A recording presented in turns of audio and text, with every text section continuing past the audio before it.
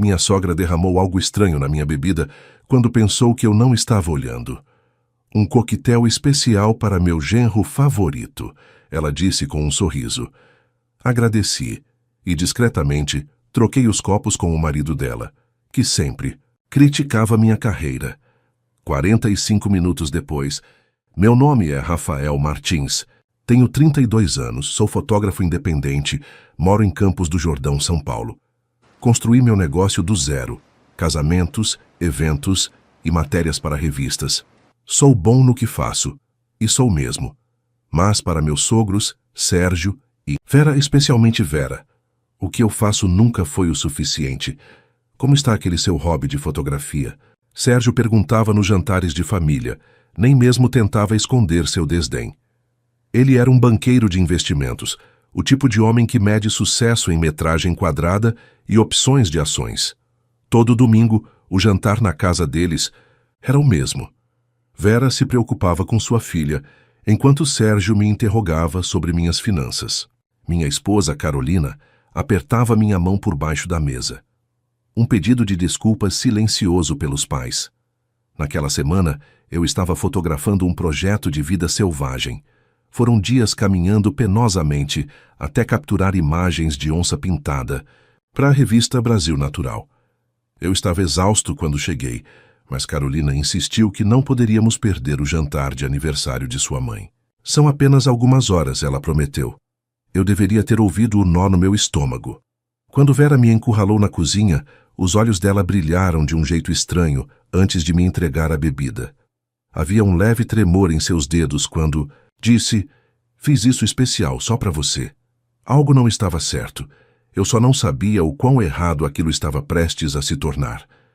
Carolina e eu nos conhecemos há 6 anos, numa exposição de arte em que meu trabalho estava sendo apresentado. Ela estava terminando o mestrado em Ciências Ambientais, e eu apenas começando a construir meu nome. Nos conectamos instantaneamente. Ela compreendia minha necessidade de capturar o mundo por meio de uma lente, e eu admirava sua paixão por protegê-lo. Os pais dela? Bem, essa foi outra história. Desde o nosso primeiro encontro, Sérgio deixou claro que esperava alguém diferente para sua filha. Alguém com um emprego de escritório, plano de aposentadoria, carro da empresa. Alguém exatamente como ele. Vera era mais sutil. Elogiava minhas fotos, mas perguntava quando eu planejava me estabelecer em algo estável. Convidava-me para eventos familiares, mas me apresentava apenas como fotógrafo, em vez de genro.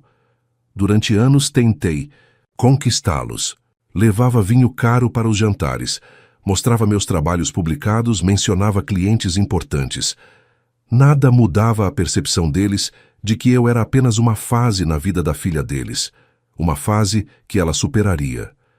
No último Natal, ouvi Vera ao telefone. Carolina poderia ter se casado com o Dr. André Lima, você sabe, ortopedista, vem de família com dinheiro, mas escolheu o criativo. O jeito como ela parou antes de dizer criativo fez a palavra soar como uma doença. Sérgio. Foi ainda mais direto. Quando anunciamos que estávamos tentando ter um bebê, ele me puxou de lado. Crianças são caras, filho. Talvez pense num emprego de verdade antes de trazer uma ao mundo. Nunca contei essas coisas para Carolina. Ela amava os pais, apesar dos defeitos. E eu não queria forçá-la a escolher um lado. Por isso sorria, apertava a mão de Sérgio com firmeza a cada visita, elogiava a comida da Vera e guardava meus pensamentos para mim. Mas havia sinais que eu deveria ter levado mais. A sério. Como quando Vera pedia para Carolina ajudar na cozinha toda vez que eu falava de um projeto bem-sucedido. Ou quando ela, acidentalmente, me excluía das fotos de família.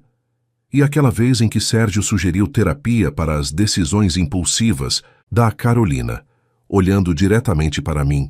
Ignorei tudo achando que o tempo traria aceitação. Estava errado. Na sexta-feira do jantar de aniversário da Vera, voltei com o rosto queimado pelo vento e um cartão de memória cheio de imagens, que pagariam nosso aluguel por 3 meses. Eu estava esgotado, mas tomei banho, vesti uma camisa social e levei minha esposa até a casa dos pais dela. O jantar começou normalmente. Sérgio se gabando de um negócio recente, Vera obcecada com a decoração da mesa, o irmão de Carolina, Marcelo e sua esposa Priscila, mantendo uma conversa educada. Bebi uma cerveja e contei os minutos até irmos embora. Depois do prato principal, Vera anunciou: "Fiz minha famosa sobremesa." Ela desapareceu na cozinha e eu me ofereci para ajudar a carregar os copos. Foi quando vi. Ela havia separado 2 copos dos demais. Quando entrei, ela rapidamente adicionou algo de um pequeno frasco em um deles. Não era decoração, não tinha cor nem cheiro. Ela escondeu o frasco no instante em que ouviu meus passos. "Oh, Rafael, deixa que eu levo", disse, animada demais. "Este aqui é para você. Receita especial para o meu genro favorito." Minha garganta apertou. O copo tinha uma película quase imperceptível flutuando na superfície, captando a luz. "Deixa que eu te ajudo a levar esses", respondi, pegando ambos os copos. Na sala de jantar, Sérgio checava o celular. Mal ergueu os olhos quando me aproximei, com os copos. Coloquei o copo adulterado à frente dele, em vez de pegar para mim. Observei enquanto ele bebia, inventando uma desculpa qualquer sobre preferir a água com a sobremesa. 45 minutos depois, Sérgio estava pálido, suando, correndo para o banheiro.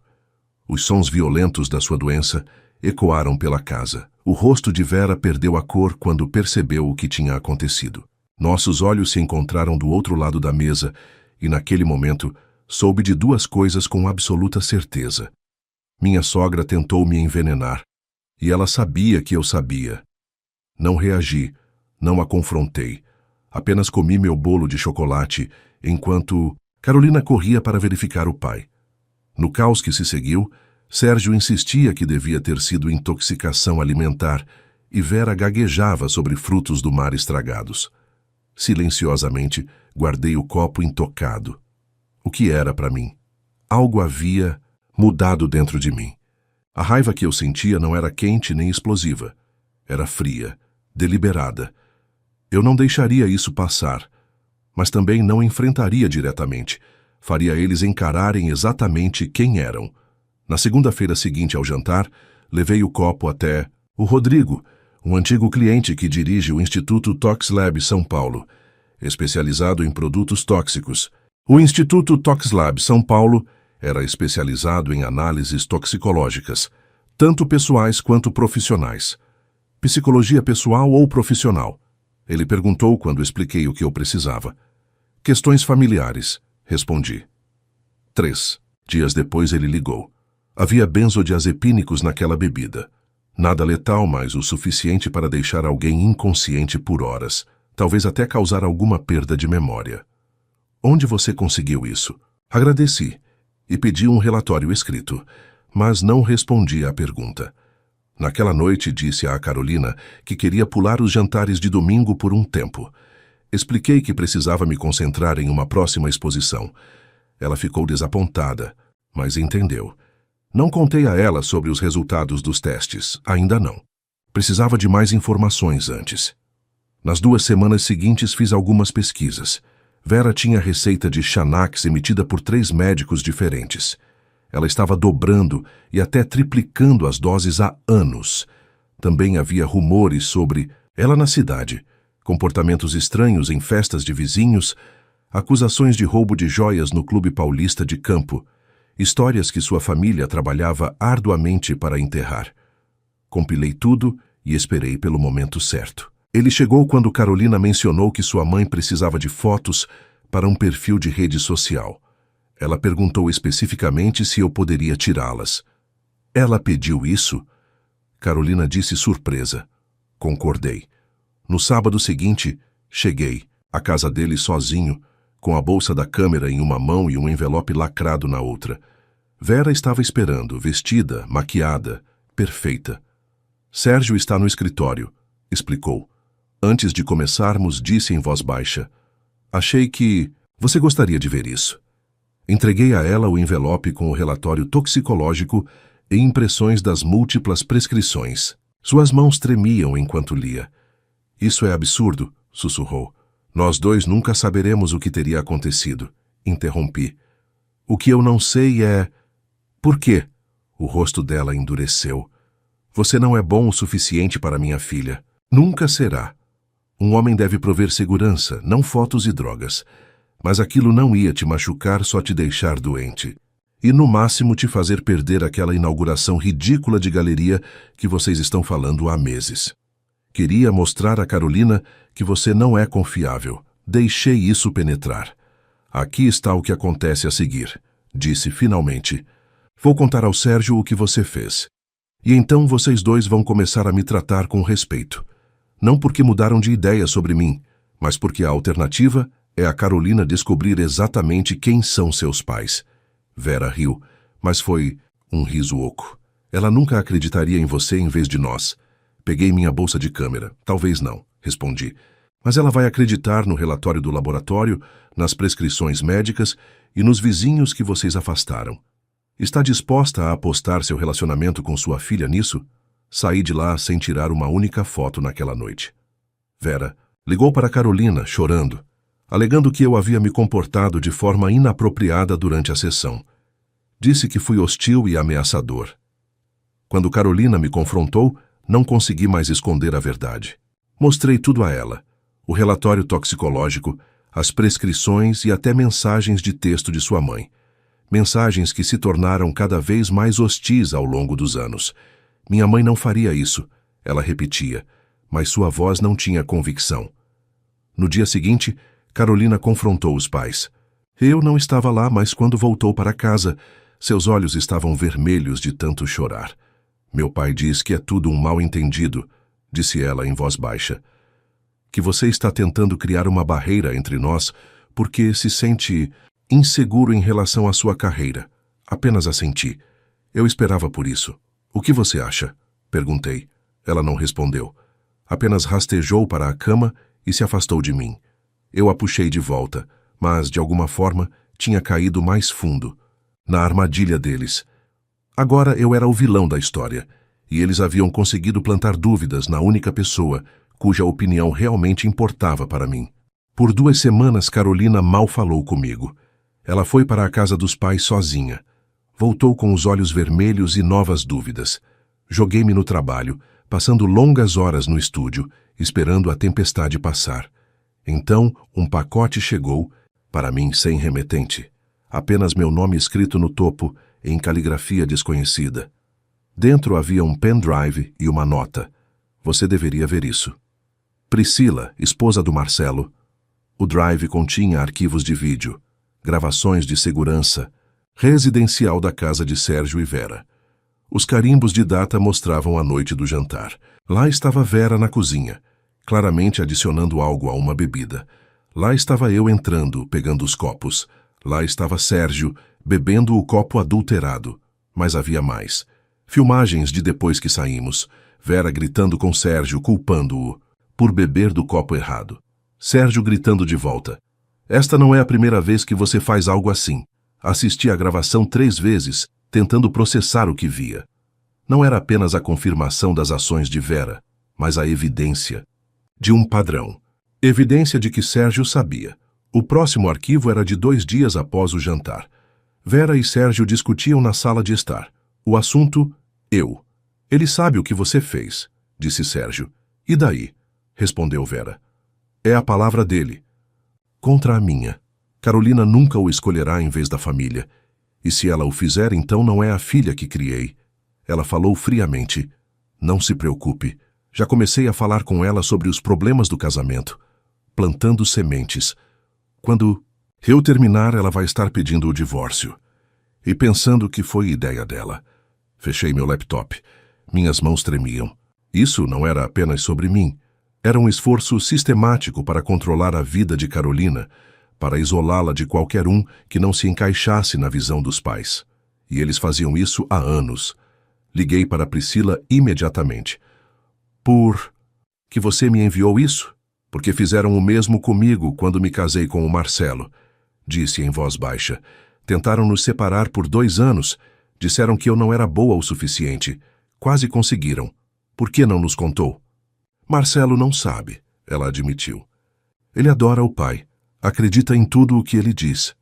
Tentei contar, mas ele acha que sou paranoica.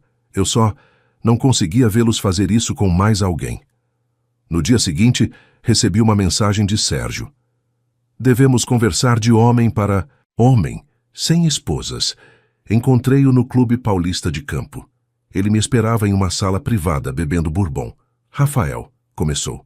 Famílias são complicadas. Minha esposa, ela pode ser difícil, protetora, mas tem boas intenções. Drogar alguém tem boas intenções? Perguntei. Ele acenou com a mão como se não fosse nada. Um mal-entendido. Vera toma remédio para a ansiedade. Provavelmente trocou os copos sem querer. Eu tenho as filmagens de segurança, Sérgio. Seu rosto mudou imediatamente, tornando-se frio e calculista. O que você quer? Dinheiro? É disso que se trata? Sempre soube que você se casou com a Carolina por interesse financeiro. Quero que vocês dois nos deixem em paz, respondi. Simplesmente parem de tentar convencer a Carolina de que não sou bom o suficiente. Parem de interferir no nosso casamento. Sérgio se inclinou para frente. Você acha que essa é a primeira vez que lidamos com alguém como você? Pessoas que querem tirar vantagem da nossa família. Ele riu. Carolina vai voltar para casa, onde ela pertence. Sempre volta. Pergunte a ela sobre o Dr. André Lima. Pergunte sobre o noivo antes de você. Senti um frio na espinha. Do que você está falando? Carolina estava noiva antes de te conhecer. Cara legal, médico. Nós não gostamos da formação dele. Levou 6 meses para convencê-la de que ele não era certo para ela. Ela terminou com ele. Ele sorriu. A história se repete, filho. No caminho para casa, liguei para a colega de quarto da faculdade da Carolina, a Fernanda. Perguntei a ela sobre o Dr. André Lima. Oh, Deus! Ela disse. Ele era perfeito para ela, mas os pais dela a convenceram de que ele estava traindo. Plantaram evidências. Ele tentou dizer a verdade a ela, mas então ela não confiava mais nele. O padrão estava claro agora. Isso não era só sobre mim. Era sobre controle. Controle completo sobre a vida da filha. E eles já tinham feito isso antes. Não confrontei. Carolina imediatamente.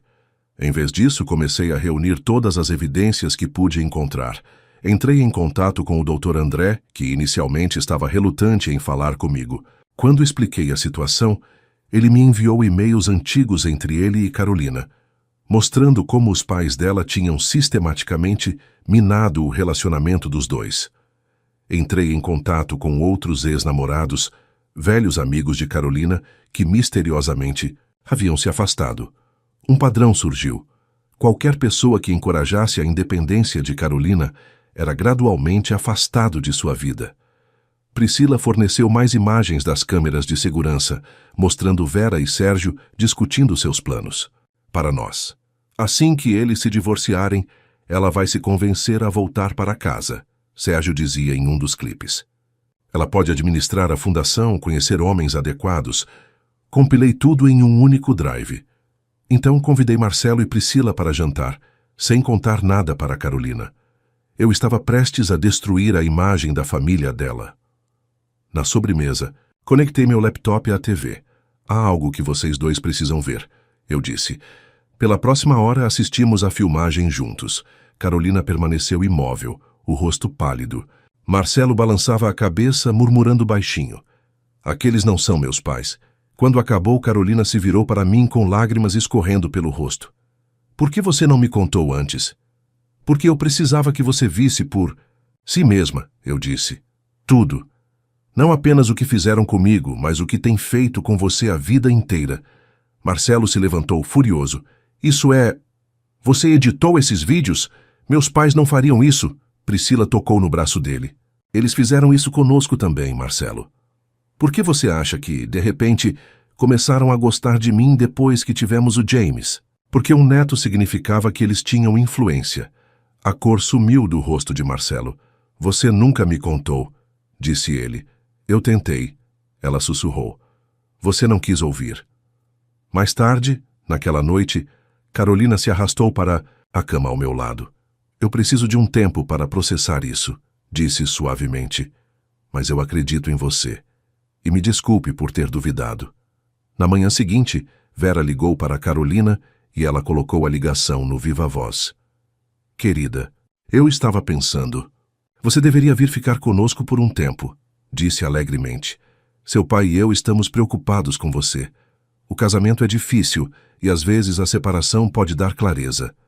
Mãe, Carolina interrompeu. Eu vi os vídeos. Silêncio. Que vídeos? As filmagens de segurança de você drogando a bebida do Rafael. De você e o papai conspirando para acabar com o meu casamento. Outra pausa. Carolina, o que quer que ele tenha mostrado a você foi manipulado. Você sabe que... O Rafael sempre teve ciúmes da nossa família. Pare! A voz de Carolina estava firme. Estamos indo hoje à noite, todos nós, Marcelo, Priscila, Rafael e eu. Vamos conversar sobre isso como uma família, sem mais mentiras. Depois que desligou, Carolina se virou para mim. Eles vão negar tudo. Vão tentar virar isso contra você. Balancei a cabeça. Eu sei, então qual é o nosso plano? Pela primeira vez em semanas eu sorri. Acho que é hora dos seus pais conhecerem o meu verdadeiro eu. Aquele que não tira apenas fotos, mas sabe contar uma história. Naquela noite, chegamos à casa de Sérgio e Vera com meu equipamento fotográfico. Marcelo e Priscila já estavam lá sentados rigidamente na sala de estar. Sérgio parecia confiante. Eu entendo que houve um mal-entendido. Nenhum mal-entendido. Interrompi montando meu tripé. Estou documentando esta conversa para os arquivos da família. Vera objetou imediatamente. Este é um negócio familiar privado. Exatamente, eu concordei. Negócio de família. E eu sou família. Mesmo que vocês tenham tentado muito mudar isso. Pelas próximas 2 horas, colocamos tudo para fora. A bebida, a manipulação, o tom, os outros ex-namorados, o padrão que moldou as vidas inteiras de Carolina e Marcelo. Sérgio e Vera negaram tudo, é claro. Me chamaram de instável manipulador. Mas a cada negação eu reproduzia outro clipe, mostrava outro e-mail. Seus rostos ficavam mais pálidos, suas defesas mais fracas. Finalmente Carolina se levantou. Eu amo vocês dois. Vocês são meus pais. Mas o que fizeram é imperdoável. Vocês não podem mais controlar minha vida. Marcelo assentiu.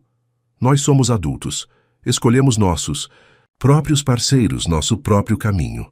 Vera começou a chorar, não de remorso, mas pela percepção de que estava perdendo o controle.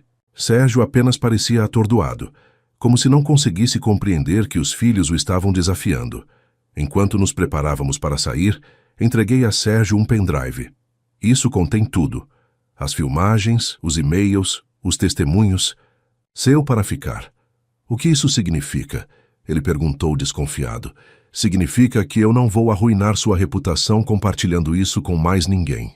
Isso machucaria a Carolina. E eu nunca faria isso. Parei por um instante e completei. Mas, se vocês tentarem interferir em nosso casamento novamente, se tentarem manipular a Carolina ou falar contra mim, cópias serão enviadas para todos. Os membros do seu clube paulista de campo, seus parceiros de negócios e seu precioso círculo social. Pela primeira vez desde que o conheci, Sérgio olhou para mim com algo parecido com respeito. Eu subestimei você. Sim, respondi simplesmente. Você subestimou. 6 meses se passaram. Carolina e Marcelo começaram a fazer terapia para superar os danos que seus pais causaram. Vera e Sérgio mantiveram distância, enviando mensagens de texto ocasionais, mas respeitando os limites que tínhamos estabelecido. Então, durante as férias, eles nos convidaram para jantar. Um novo começo, dizia o convite. Carolina queria ir. Ainda são meus pais, ela disse, e eles estão tentando. Eu concordei, mas não fui ingênuo o suficiente para acreditar que eles haviam mudado. Quando chegamos, tudo parecia normal. Vera tinha preparado um banquete. Sérgio estava charmoso, perguntando sobre meus últimos projetos com o que parecia ser um interesse genuíno. Depois do jantar, Sérgio me convidou para seu escritório. Eu tenho uma proposta para você, ele disse me servindo um uísque. Estive pensando sobre sua carreira. Fotografia é bom, tem sido bom para você, mas já pensou em diversificar? Eu poderia trazê-lo para minha empresa, sócio júnior. O salário seria substancial. Peguei o copo, mas não bebi. Por quê? Você faria isso? Perguntei. Sua família. Ele respondeu suavemente. E eu respeito como você lidou com o desagradável. Você protegeu minha filha enquanto se manteve firme. É isso que um homem de verdade faz. Coloquei o copo intocado na mesa. Agradeço a oferta, mas não. O sorriso dele se contraiu. Rafael, seja razoável. Isso é um ramo de oliveira, uma maneira de seguirmos em frente. Não? Repeti. Isso é outra tentativa de controle. Você não pode me comprar, Sérgio. E não suporta o fato de que Carolina me ama exatamente como eu sou. Não seja tolo. Ele sibilou, abandonando a fachada. Todo mundo tem um preço. Levantei-me. É aí que você está errado. E é por isso que você nunca entenderá. Sua filha. Voltei para a sala de jantar, onde Vera estava mostrando álbuns de fotos para Carolina. Olhe estes, ela dizia. Você era tão feliz quando morava em casa. Carolina chamou minha atenção do outro lado da sala. Ela podia ver, pela minha expressão, que algo havia acontecido. Dei um leve aceno e ela se levantou.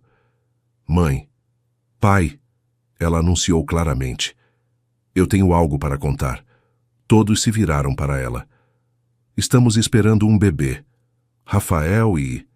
Estou grávida de 3 meses. O choque em seus rostos era genuíno. Vera se recuperou primeiro, correndo para abraçar a filha com lágrimas nos olhos. Sérgio se aproximou mais lentamente, olhando entre Carolina e eu. Parabéns, disse com rigidez.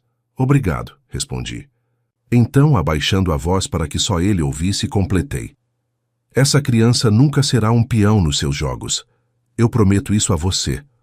O rosto dele endureceu, mas ele assentiu uma única vez. Ele havia entendido a mensagem. Enquanto dirigíamos para casa naquela noite, Carolina apertou minha mão. Eles nunca vão mudar. Não, eu disse honestamente. Mas vão ter que aceitar. 3 semanas depois, uma carta autenticada chegou do advogado de Sérgio. Dentro havia a escritura de uma casa. Nossa casa que estávamos alugando. E documentos legais estabelecendo um fundo fiduciário para nosso filho ainda não nascido. Não havia nenhuma nota, nenhuma condição, nenhuma amarra. Apenas a transferência de bens, limpa e irrevogável. Não era um pedido de desculpas. Sérgio não era capaz disso, mas era um reconhecimento. Talvez o único que ele fosse capaz de dar. Nós tínhamos vencido. Nossa filha nasceu no verão. Nós a chamamos de Letícia, em homenagem à minha avó. Quando Vera e Sérgio vieram ao hospital, trouxeram presentes, mas mantiveram uma distância, respeitosa. Fizeram carinho no bebê, tiraram fotos e foram embora sem tentar nos dar conselhos sobre paternidade ou fazer sermões financeiros. Meses se passaram. Nosso relacionamento com eles se estabeleceu em algo parecido com normalidade. Eles nunca se desculparam pelo que fizeram, mas pararam de tentar controlar a vida de Carolina ou minar minha carreira. Uma noite, enquanto eu estava editando fotos no estúdio, Carolina chegou com Letícia nos braços. Minha mãe ligou. Ela disse, quer que a gente vá no Natal. Olhei para cima do meu computador. E o que você quer fazer? Acho que deveríamos ir, ela respondeu. Mas com condições. Ficamos em um hotel, não na casa deles. Saímos quando quisermos, sem hora marcada. Com Letícia. Balancei a cabeça. Parece razoável. Ela sentou ao meu lado, balançando. O bebê com carinho.